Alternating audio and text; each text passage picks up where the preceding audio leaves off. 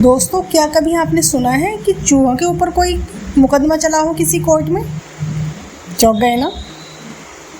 Edwin Sutherland नाम के एक बहुत फेमस अमेरिकन सोशोलॉजिस्ट हुए हैं जिन्होंने एक किताब लिखी है, प्रिंसिपल्स ऑफ क्रिमिनोलॉजी। दोस्तों, इस किताब में उन्होंने यूरोप की कई देशों में जानवरों को न्यायालय द्वारा मुकदमा चलाए जाने में सज़ा सुनाए जाने के रोचक कहानियों का जिक्र किया है। उनमें से कुछ मैं आपके लिए यहाँ पर बताऊँगी। उन्होंने एक जगह जिक्र किया है कि जर्मनी में एक मुर्गे के ऊपर न्यायालय में मुकदमा चला गया। क्यों? क्योंकि उसने बिना टाइम के बांग दे दी थी। तो इससे एक व्यक्ति बहुत नाराज़ हो गया, उसकी नींद ख़राब हो गई और वो कोर्ट में चला गया उसके ऊपर मुकदमा चलाने के लिए। मुर्गे के वकील ने मुर्गे को बचाने की बहुत सारी दलीलें दी, पर वह मुकदमा हार गया। कोर्ट ने मुकदमे को मृत्युदंड दे दिया। एक और किस्सा है इसमें। प्राचीन ग्रीक में जानवरों को मनुष्य की तरह अपराधी घोषित किए जाने और उनको दंड दिए जाने का जिक्र भी सदरलैंड ने अपनी किताब में किया है। और सबसे रोचक किस्सा जो मैंने इस वीडियो की शुरुआत में ही कहा, चूहों को जो सज़ा सुनाई गई, वो कहानी कुछ इस तरह से है। वो घटना का जिक्र इस तरह से किया है। ये सन 1519 की घटना है। न्यायालय में चूहों के ऊपर मुकदमा चलाया गया। क्यों? क्योंकि उन्होंने एक खेत में बहुत सारे बिल बना दिए थे और उस खेत में खड़ी फसल ख़राब हो गई, खेत भी पूरी तरह ख़राब हो गया। किसान ने चूहों के ऊपर न्यायालय में मुकदमा कर दिया। जब कोर्ट में मुकदमा पहुंचा तो चूहों के वकील ने बहुत सारी दलीलें दी बचाने के लिए।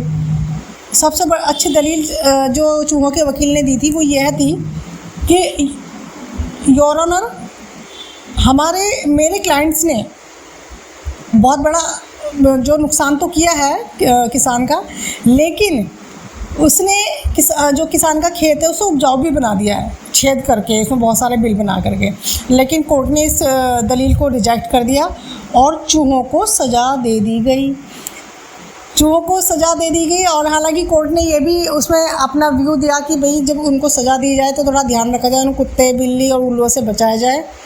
और थोड़ा सा लीनियंट व्यू जो गर्भवती चूहियाँ थी उनके ऊपर भी अपनाया। कोर्ट ने कहा कि उन चूहियाँ को तब तक सज़ा ना दी जाए जब तक कि वो अपने बेबी डिलीवर ना करें, यानी कि उनकी प्रेगनेंसी ख़त्म ना हो जाए। तो दोस्तों, कैसा लगा ये सब सुनकर? अजीब लग रहा ना, जानवरों को सज़ा। दोस्तों, ये वही यूरोप है जो इंडिया को असभ्य कहकर, हम भारतीय लोगों को असभ्य कहकर मजाक उड़ाते थे। अब क्योंकि आपने इनकी हिस्ट्री पढ़ी नहीं है, अगर आप इनको ध्यान से पढ़ेंगे और समझेंगे तो आपको पता लगेगा ये बहुत पीछे थे काफ़ी चीज़ों में। इनको इतना भी पता नहीं था कि जानवर वो एनिमल है, उसको अगर इतनी समझ होगी तो क्या वो अपराध करेगा? उस पर भी वो मुकदमा चलाते थे जैसे कि इंसान के ऊपर मुकदमा चलाया जाता है। अब आप समझ सकते हैं दोस्तों मैं क्या कहना चाह रही हूँ। कौन सिविलाइज्ड था, कौन सिविलाइज्ड नहीं था, लेकिन वही चीज़ है, जो विजेता होते हैं वही इतिहास लिखते हैं। तो भारत के साथ भी यही हुआ है।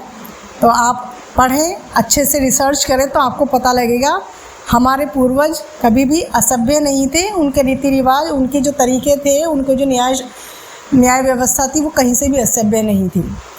वीडियो सुनने के लिए धन्यवाद। अगर आपको पसंद आया हो तो वीडियो को लाइक, शेयर और मेरे चैनल को सब्सक्राइब करें।